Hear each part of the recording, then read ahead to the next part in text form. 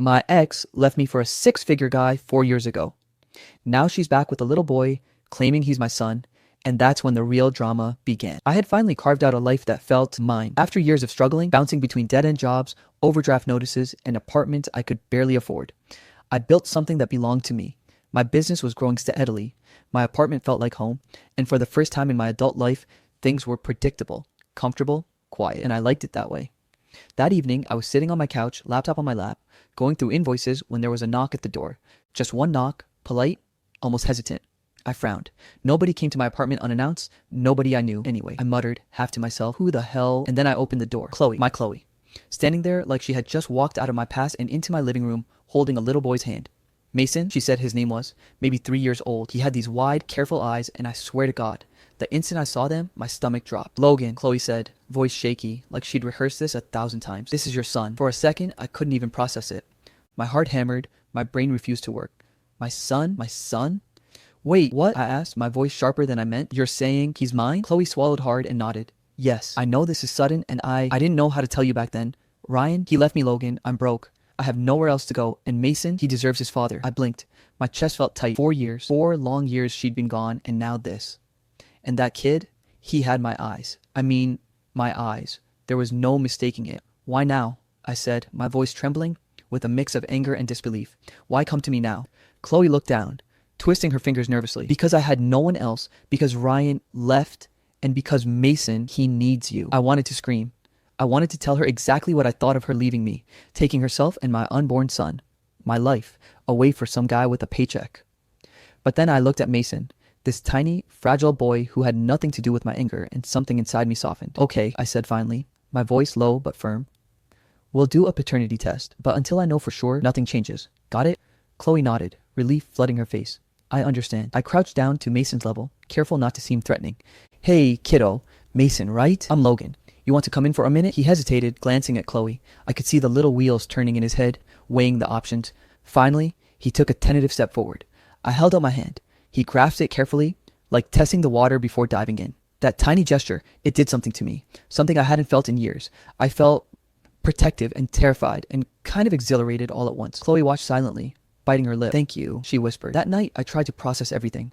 Chloe explained her story, how Ryan had left, how she was broke, how she had no one. I noticed the little gaps, the things she didn't say, and yet looking at Mason, seeing him clutch her hand but occasionally peeking at me with curious eyes, I knew I couldn't just walk away, not from him.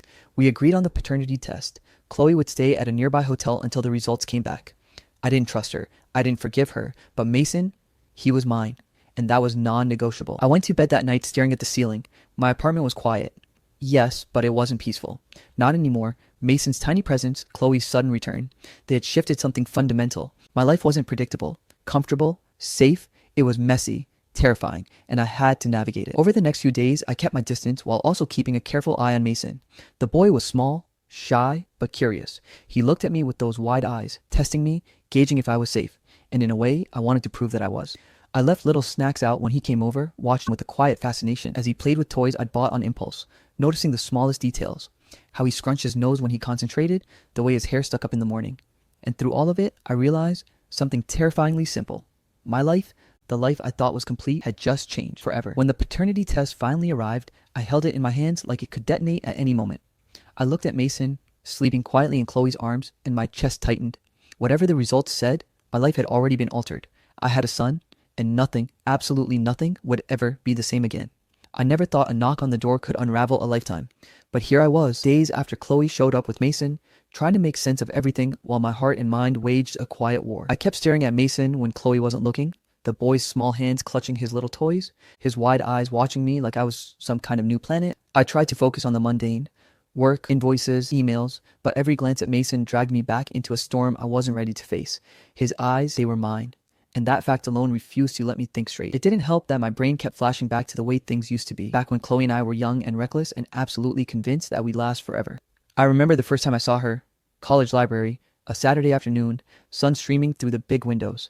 She had this notebook in her hands, scribbling furiously, hair falling over her eyes. I made some dumb joke about her concentration, and she laughed, this sharp, bright laugh that made everyone in the room feel smaller except her. I was smitten immediately. From that day on, we were inseparable. Late night walks, cheap pizza, sharing headphones on crowded buses. We were young, broke and convinced that the world was ours, and maybe it was in our little bubble. I loved her in a way I'd never loved anyone. She was chaotic and brilliant and infuriating in the best way possible. And then Ryan came along. I remember it vividly. Our junior year, Chloe had mentioned this new guy in her economics class. Tall, well-dressed, confident. Everyone wanted to be around him, and Chloe, she wanted to be around him. I tried to brush it off. I told myself I wasn't imagining things, that I was overreacting, but the way she smiled at him, laughed at his dumb jokes, the way her eyes lingered a little too long, I knew. Then one night, she left. No warning, no explanation. She packed a few bags, whispered something about Ryan can give me what you can't, and disappeared. I came home to an empty apartment, a note folded neatly on the kitchen counter. I'm sorry, I had to do what's best for me. I felt every second of that loss, every heartbeat, every memory, every plan we'd made for the future, torn apart. And now, 4 years later, she was back. And this time, she had Mason. I shook my head, trying to force myself into the present. Mason was playing with a small toy car on the carpet, his tiny fingers making it zoom back and forth. I crouched down beside him, careful not to startle him. You like cars? I asked, keeping my voice soft. He nodded, concentrating intently, and then looked up at me. There it was again, the flicker of recognition in his eyes that made my chest ache. I wasn't ready to admit it, but I already cared about him. Later that evening, I called Dylan, my best friend since college, someone who had seen me at my worst and never judged. I needed his take. Dude, he said after I explained everything, I don't even know what to say, but be careful. Chloe might be telling the truth, or she might just be back because she knows you're doing well now. You've built something solid and she's got a kid. People do weird things when money and family are involved. I gritted my teeth. Yeah, I know, but look at him, Dylan. Mason, he's mine. You see it too, right? Those eyes? Dylan hesitated. I see it, but that doesn't mean she's not manipulating you. Just watch your back, man. I hung up, feeling a mixture of irritation and gratitude. Dylan was right, of course. Chloe could be playing a long game. But the more I observed Mason, the more I realized that the little boy didn't deserve to be caught in whatever mess his mother had brought here. Chloe had insisted she'd change, that she wanted what was best for Mason. She came over a couple of nights, sitting on the couch, wringing her hands, trying to explain things calmly. But the more she talked, the more I noticed inconsistencies. Timelines that didn't quite add up. Stories of Ryan leaving that seemed a little too vague. Details she forgot or avoided. I didn't know whether to be angry or just wary. Despite all that, Mason began to pull me in. One afternoon, I gave him a small cone of vanilla ice cream, and he took it shyly, licking it carefully before looking up at me. I smiled. Not too fast, buddy. You'll get a brain freeze. He giggled, this soft, breathy laugh that made my chest tighten. Later, we lined up his toy cars along the kitchen counter, racing them from one end to the other. I found myself talking to him in a way I hadn't talked to anyone in years, joking, making silly noises, feeling this strange, warm tug in my chest. And then, just when I thought maybe things were starting to feel normal in their own odd way, my phone buzzed. A new text from Ryan. Stay away from my family, I mean it. I stared at the screen, hand trembling slightly. Ryan. That smug, infuriating, perfect Ryan. He had always had this way of making people feel small, and now he was trying to intimidate me from a distance. My jaw tightened. I knew things weren't going to be simple. They never had been. But as I looked down at Mason, sitting cross-legged on the carpet, eyes wide and innocent, I realized I didn't care about Ryan, about Chloe's past lies, about anything else. This little boy, he was my responsibility. My son, and I would fight for him. Even if it meant diving headfirst into chaos, I wasn't sure I was ready to face. I stared at the envelope in my hand like it was a bomb about to go off. I'd been pacing my apartment for nearly an hour, heart hammering, palms sweaty, trying to prepare myself for whatever truth it held. Mason had been playing quietly with his toy cars on the carpet, occasionally looking up at me with those wide, trusting eyes, completely unaware of the storm about to hit. I couldn't breathe, couldn't think straight. I finally tore the envelope open, unfolded the letter inside, and it was true. Mason was mine. I sank into the couch, staring blankly at the floor. My mind couldn't process it all at once. Joy, shock, anger, hurt, relief, overwhelm.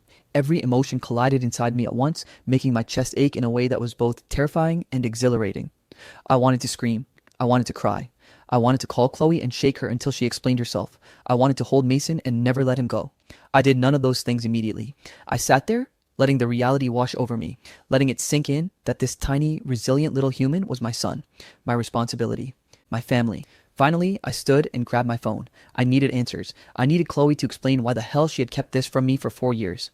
My fingers trembled as I dialed her number. Logan? Her voice was cautious, like she knew this call would come. Why didn't you tell me? I demanded, the moment she answered, my voice shaking. Why didn't you ever say a word about Mason? About us? There was a long pause. I thought you could never give him the life he deserves, she said finally, voice small, almost breaking. I thought you'd resent me. I was scared. I made a mistake. I left and I thought Ryan could provide what I couldn't. My blood ran cold. The betrayal cut deep. deeper than I'd expected. You thought I couldn't provide the life he deserved, and you left me? You left me? I was scared, Logan. I didn't know how to do it. I didn't know how to tell you I was pregnant. I thought I was protecting him, protecting both of you. I ran a hand through my hair, pacing the apartment again. Protecting me? Protecting Mason? Chloe, you didn't protect anyone. You abandoned us. You abandoned me. And now, 4 years later, you expect me to just, what? Forgive you? Accept this as if nothing happened? I'm not asking for that, she whispered. I want what's best for Mason.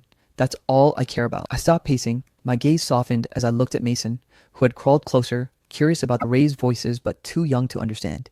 He didn't deserve this tension. Not ever. Listen, I said, finally steadying myself.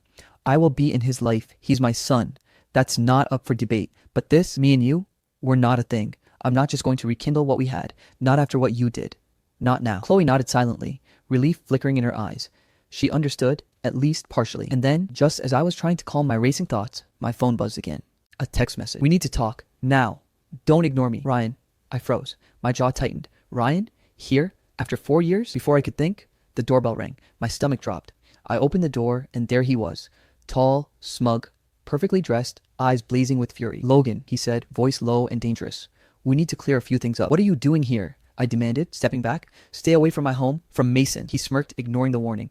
Chloe's lying to you. That breakup story she told? It's not the full truth. I felt my stomach twist. What are you talking about? Ryan stepped closer, his glare sharp enough to cut glass. She didn't tell you everything about why she left, and you need to know the truth before you start building anything with that boy. Chloe's face drained of color.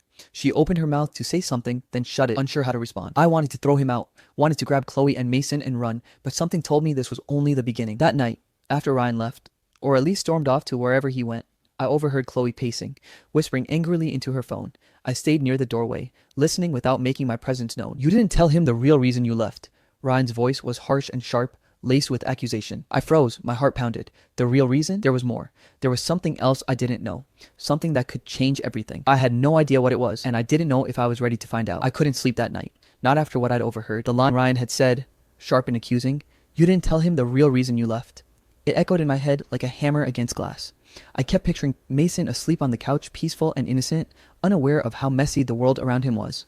And I swore to myself I would do everything in my power to protect him, even if it meant tearing Chloe and Ryan apart, piece by piece. The next morning, I cornered Chloe while she was making coffee, trying to act normal, but I couldn't keep my frustration contained. Chloe, I said, voice tight, I need the truth. All of it, now. Ryan didn't just randomly show up and warn me for fun. What's really going on? Her hands froze over the coffee pot. She didn't meet my eyes immediately. I could tell she was struggling, weighing every word, every possible angle. Finally, she let out a shaky breath. Okay, fine, she said. Her voice was low, almost broken. I didn't leave just for money. I was pregnant, and I was scared. Logan, I thought you would hate me, that you'd resent me for keeping Mason. I thought I was protecting you and him. That's why I left. The words hit me like a punch. My chest tightened. My knees felt weak. My son, 4 years of his life, 4 years of milestones, first words, first steps, stolen from me because Chloe had been scared. You thought I'd hate you? I asked, voice breaking. Do you have any idea what it feels like to find out you have a child? Your child, and you've missed every single moment of his life. Her eyes filled with tears. I know, Logan, I know. I was wrong. I never stopped caring about you or Mason. I thought I was doing the right thing at the time. I shook my head, trying to contain the storm inside me. The betrayal cut deeper than I expected. 4 years, gone. And all because of fear and pride. Then my phone buzzed. It was a text from Ryan. We need to talk, now. I ignored it, for now. But later that afternoon, Ryan showed up in person. Again. His smug confidence had this unnatural ability to make me clench my jaw. He wasted no time. She was already talking to other men before she left you? He said flatly, eyes flicking to Chloe. I froze. What? Ryan smirked like he'd been waiting for this reaction. Don't look at me like I'm the villain here. She made her choices, but you need to know the full story, Logan. Chloe's face flushed with guilt. She looked down at Mason, who was playing quietly with his little cars on the rug, oblivious to the tension swirling around him. I gritted my teeth. I don't care about you two anymore, I said firmly, voice low but commanding. My only focus is Mason, and from now on, I'm going to do everything in my power to make sure he's safe from this. Ryan laughed, bitter and sharp. You think you can control this? You're already involved. You're in deep, Logan. Be careful what you dig into. I didn't respond. Instead, I turned back to Chloe. We need to talk about legal matters. Custody, visitation, everything. Mason's well-being comes first, not your dramas. Chloe hesitated. I don't know if I can agree to that yet. I felt my frustration boil. Chloe, this isn't about us. It's about him. You want what's best for him, right? Then we do this properly. We set boundaries, legal protections, everything. We do it right, or you're going to risk destabilizing his life even more. She bit her lip, silent for a moment. Then she nodded reluctantly. Okay, okay, we can talk to a lawyer, but she trailed off, looking anxious. The rest of the day passed in a tense blur of phone calls, research, and quiet observation. I watched Mason laugh as he zoomed his toy cars across the living room floor, unaware that the adults in the room were barely holding themselves together. And then the call came. Chloe's phone rang. She answered quickly, hushed, pacing toward the front door. Her expression shifted from anxious to alarmed in seconds. I could hear snippets of her voice. No, I can't. I'll be there. Yes, right now. Before I could even ask who it was, she was grabbing her bag and heading out the door. Chloe, wait, what's going on? I called after her, heart pounding. She didn't answer. She just disappeared down the stairs, leaving me in the doorway, Mason looking up at me with a curious frown. I felt a wave of panic. Who was she meeting? Why didn't she tell me? And more importantly, would Mason be safe while she was out there, caught up in whatever secrets and shadows had brought her back into our lives? I sank down onto the couch, Mason climbing into my lap, small arms wrapping around me in trust and innocence. My son. My responsibility. I had no choice but to protect him, no matter what chaos Chloe or Ryan brought back into our lives. And I had a feeling this was just the beginning. Mason hadn't been sleeping well lately. At first, I thought it was just the stress of everything, the upheaval, the strange new dynamic of having me in his life. But soon I noticed patterns that set off alarms, nightmares, waking up screaming, cowering whenever I raised my voice even slightly. One night, I found him clutching his blanket like a lifeline, eyes wide and trembling. The voices, they're loud again, he whispered, shivering. My chest tightened. What voices, buddy? Can you tell me? He shook his head, burying himself into my shoulder. They yell. They say bad things. I don't like it. I held him, rocking gently, trying to calm both of us. I wanted to scream at Ryan, at Chloe, at the world. How had my son endured this, and how had I missed 4 years of it? The next day, I found Mason drawing at the kitchen table. His little hands gripped crayons with focus, lines jagged, chaotic, but it was the content that froze me. Drawings of a tall figure yelling at a smaller one, shadows looming over a small house, a little boy hiding under a bed. I felt my stomach drop. I crouched beside him. Mason, can you tell me about this drawing? He hesitated, eyes downcast. That's Ryan. He yells a lot, and sometimes he says mean things. I don't like it. I gritted my teeth. My blood ran cold. My son had been exposed to Ryan's anger, his intimidation, and now I was here, trying to undo the damage. I knew I had to do something. Protect him. Shield him. I couldn't undo the past, but I could control the present. When Chloe returned a few days later, she was shaken, pale, and jittery. Her eyes darted around the apartment like she was afraid someone was watching. Logan, he's here. Ryan, he threatened me, she said, voice trembling. I stared at her. Threatened you? Chloe, what the hell happened? She swallowed hard. I can't explain everything now. I just know he's dangerous. We need to make sure Mason stays safe. We agreed, reluctantly but firmly, on temporary custody terms. Mason would stay with me for the weekends, and Chloe would be restricted to brief supervised visits until we could get everything sorted legally. It wasn't perfect, but it was enough to give Mason stability. The first weekend went surprisingly smoothly. Mason played with his toy cars, laughing freely, his nightmares temporarily forgotten. I found myself genuinely enjoying it. The sound of his laughter, the warmth of his small hand in mine. For the first time, I felt like a parent who could actually protect his child. But then came the second weekend. I had left Mason for a few minutes to take a phone call. When I returned, he was gone. The apartment was silent. No sound of tiny footsteps, no toy cars scattered on the floor. Nothing. Panic surged through me. My heart raced. Mason? I called, my voice breaking. I tore through the apartment, checking every room, every corner. And then I saw it. A small folded piece of paper slipped under the door. My hands shook as I picked it up. You don't deserve him. He's mine. Unsigned. I sank against the wall, stomach churning. My mind spun. Ryan? Chloe? Some stranger I didn't know? Whoever it was, they'd taken Mason, or at least implied they had the power to. I felt a cold rage build inside me. My son was out there alone, possibly scared, and I had no idea where he was. I grabbed my phone, fingers trembling. Calls went unanswered, texts ignored. Every second that passed felt like an eternity. I swore, right there against the wall of my apartment, that I would find Mason. No one was taking my son from me. Not Ryan, not Chloe, not anyone. The quiet apartment felt heavier than ever. Mason's laughter, once a comfort, now haunted me. Whoever had sent that note had crossed a line, and I would not rest until I knew he was safe. And deep down, I knew this was only the beginning. I couldn't breathe. Every second Mason was missing felt like an eternity compressed into pure panic. I ran through the apartment for the 10th time, checking every room, every corner, under the couch cushions, even in the tiny storage closet. Nothing. He was gone. And that damn note was still there on the floor mocking me. You don't deserve him. He's mine. I slammed my fist against the wall, ignoring the sting in my knuckles. Whoever had done this didn't know what they were getting themselves into. Mason was my son. My responsibility. My life had just narrowed to one mission: find him. The police were involved within the hour. They asked me the usual questions.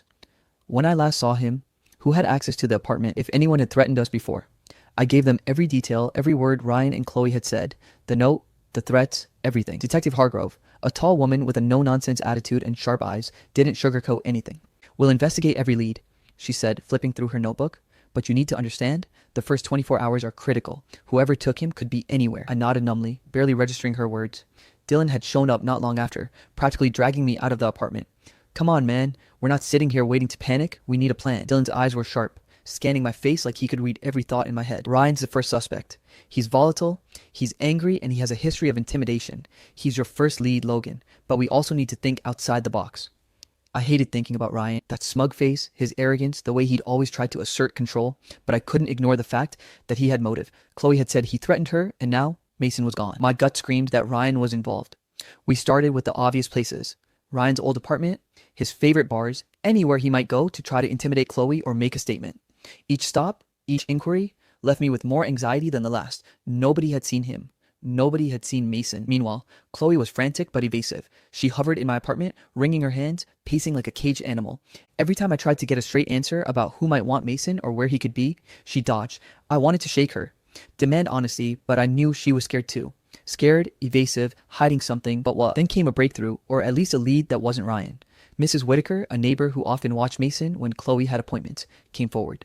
She said she saw a woman walking with Mason in the late afternoon. Not Ryan, not me, not Chloe, a stranger. She described the woman vaguely. Mid-30s, dark hair, hurried, carrying a small bag. Mason held her hand and looked calm. I felt my stomach twist. Calm? My son? My son was calm in the hands of a stranger? Who was this woman? And how did she know him well enough for him to trust her? Could it be someone from Chloe's past? I muttered to Dylan as we drove around the neighborhood, retracing possible routes. He frowned. Maybe someone she knows, someone angry, someone connected. You've got to think about her past. Logan, this isn't random, it never is. I clenched the steering wheel. Chloe's past, the life she'd kept from me, the choices she'd made, the people she might have brought into our lives without me knowing. Every shadow, every secret could be a thread leading to Mason. Back at my apartment, I spread Mason's drawings across the kitchen table, hoping for clues. The sketches he'd made, the yelling figure, the shadows, the small boy hiding, suddenly felt more sinister. Not just Ryan, not just fear of loud voices, something more. Someone using him, manipulating him, or maybe trying to get to Chloe through me. Chloe flinched when she saw the drawings, her face pale. He just copies things sometimes, she said, voice barely above a whisper. But I could tell. I could feel it. She wasn't telling me everything. I spent the night driving, calling, searching. Dylan was relentless beside me, making lists, questioning anyone who might have seen a child matching Mason's description. My mind raced. The police were slow, methodical, cautious, but I couldn't wait. Every minute Mason was missing, he could be anywhere, in anyone's hands. And I had a sinking feeling that the stranger Mrs. Whitaker had seen wasn't acting alone. Whoever had taken Mason had a plan, and they were steps ahead of us. I didn't sleep that night. I couldn't. Not until I found him, not until Mason was back in my arms. Because whoever thought they could keep him from me, whoever thought they could claim my son, they had no idea who they were dealing with. And I swore to myself, cold and hard, that I wouldn't rest, I wouldn't stop until I had him back. Sleep had become a luxury I could no longer afford. Mason was missing. My son, my responsibility, was out there somewhere, and every second that ticked by was a second I couldn't get back. Dylan and I had been driving through neighborhoods, calling anyone who might know something, retracing every possible route from the apartment. But then came the real shock, the kind that makes you question everything you thought you knew. Chloe finally broke down that evening, and for the first time, she told me something I hadn't expected, something she had buried long before Ryan or I ever entered the picture. "There's someone else?" she whispered, voice trembling as she sat at the kitchen table, fingers twisting a napkin.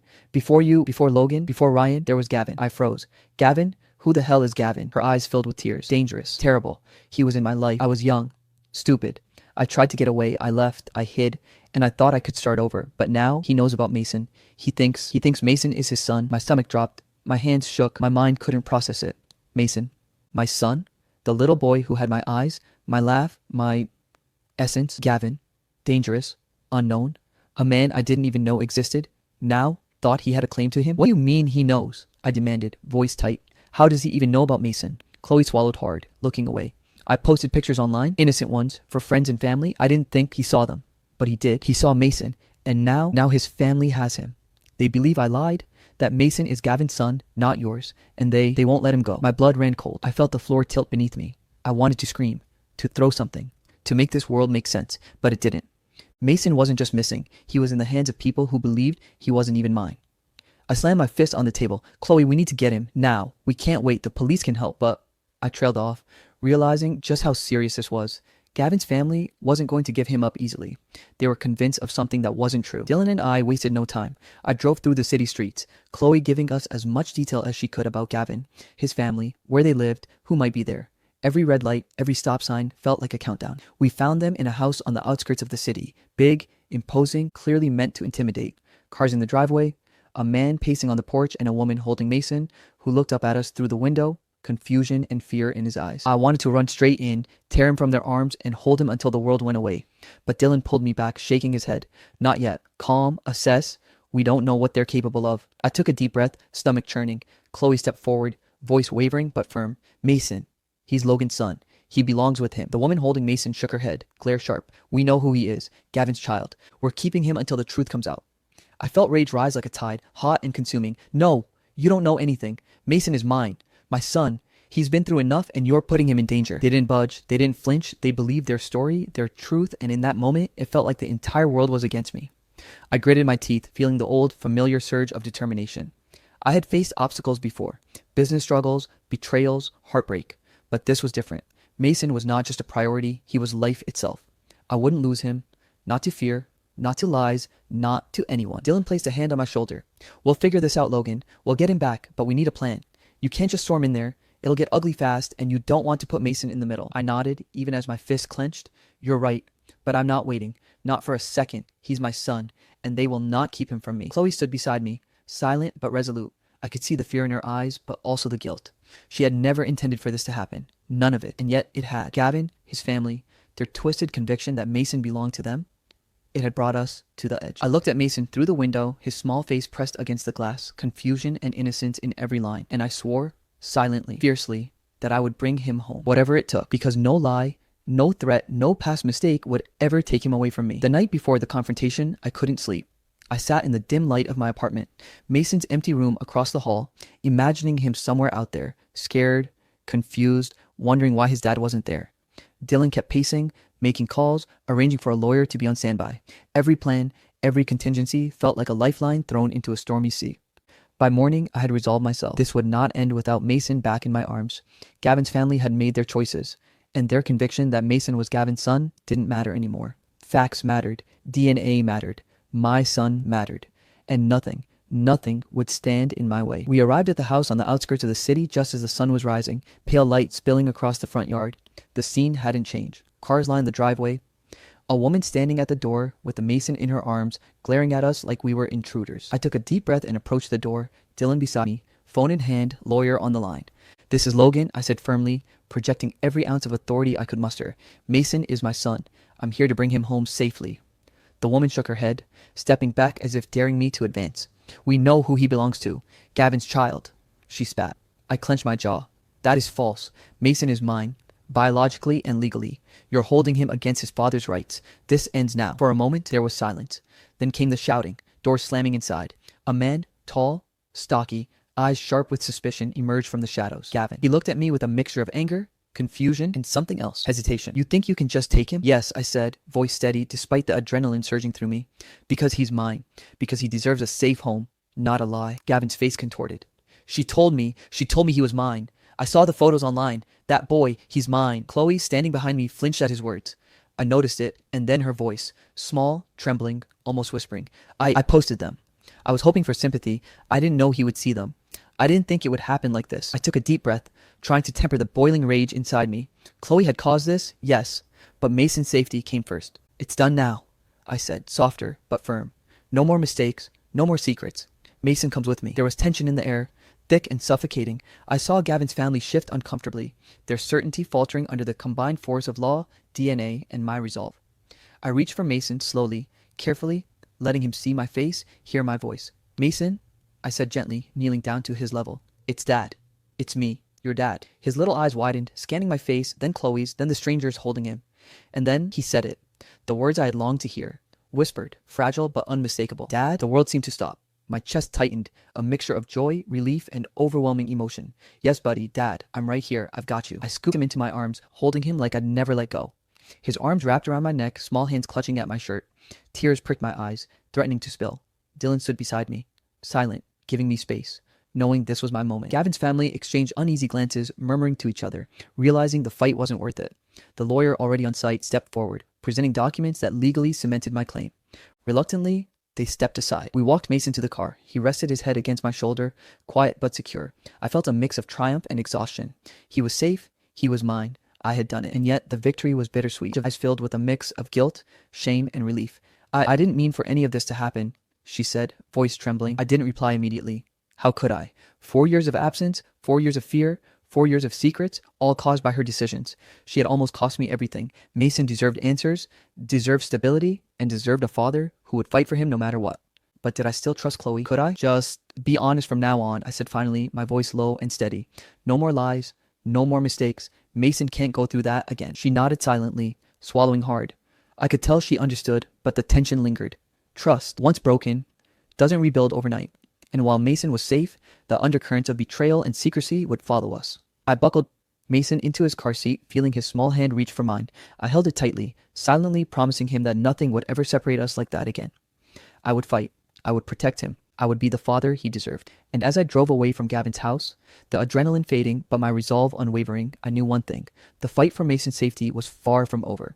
Chloe's mistakes, Ryan's threats, Gavin's interference, these were all part of the storm, and storms had a way of coming back. But for now, Mason was home, and that was enough. The courtroom was silent except for the shuffling of papers and the occasional cough. I sat beside Dylan, Mason's small hand in mine, feeling the weight of every decision, every moment of chaos, every sleepless night that had led to this point. Today was the day this nightmare, or at least this chapter of it, would finally get some kind of resolution. The judge's voice cut through the tension. After reviewing all evidence, testimony, and considering the best interests of the child, I am granting primary custody of Mason to Logan. Chloe will have supervised visitation rights, as outlined in the accompanying agreement. I felt a weight lift from my chest, relief, triumph, and, surprisingly, calm. Mason squirmed a little in my lap, glancing up at me with his bright eyes, and I couldn't help but smile.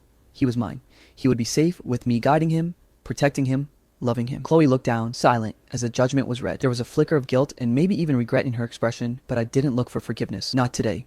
Today wasn't about her. It was about Mason. When we stepped out of the courtroom, Dylan clapped me on the shoulder. Finally, you did it, man. You kept your son safe. I nodded, but the weight of responsibility hit me harder than relief. This wasn't the end of struggles. It was a new beginning. My life wasn't going back to the way it was. My life was centered on Mason now, on raising him right, on giving him everything I'd missed these past 4 years. I set firm boundaries immediately. Chloe could visit, but her role was strictly supervised. No secrets, no surprises, no manipulations. I wasn't there to rekindle anything, no matter what feelings had lingered. My focus was, and would remain, entirely on Mason. Ryan had disappeared from the picture. Thankfully, whatever threats he'd posed had finally evaporated, and I didn't expect him to return. Gavin's arrest for unrelated crimes closed another chapter, eliminating the lingering danger he and his family had posed. Driving home, Mason chattered happily in the back seat, telling me about the ice cream truck he wanted to chase, the toy cars he wanted to build a racetrack with, and the park he wanted to visit. His voice, bright and innocent, reminded me why I had fought so hard, why every sleepless night, every moment of fear had been worth it. We arrived at the park, sunlight streaming over the playground, children laughing and running around. Mason darted out of the car and ran to the swings, his small legs pumping with joy and freedom. I followed, carrying a bag of snacks and his favorite toy car, a sense of peace settling over me. Watching him swing, wind in his hair, laughter spilling freely, I realized that life would always be messy. People would always make mistakes. Secrets would surface, threats would appear, and challenges would never fully disappear. But right here, right now, Mason and I had something unbreakable, something worth every battle, every sleepless night, every scar left by betrayal and fear. I sat on the bench watching him, my heart swelling. "You're safe now, buddy," I whispered to myself more than him. "And I promise I'll always keep you safe." Mason's laughter rang out, pure and unburdened. And for the first time in what felt like forever, I let myself believe that maybe we could have a life that wasn't just about surviving. Maybe we could have a life full of joy, trust, and the kind of love that makes all the chaos, all the drama, all the pain worth it. Because in the end, it wasn't the fights, the threats, or the lies that mattered. It was this: Mason, smiling, running, living his childhood as he should, and me, finally there for him. Finally, the father he had always deserved. I reached out as he swung back toward me, catching him gently at the end of the arc, holding him close, inhaling the small, sweet scent of his hair and feeling a bond that no one, no past mistake and no danger could ever break. Life was messy. People were messy. But Mason and I, this bond, this love, it made every battle, every tear, and every sleepless night completely, undeniably worth it. And as I watched him run again toward the sandbox, shouting with excitement, I knew whatever came next, we would face it together.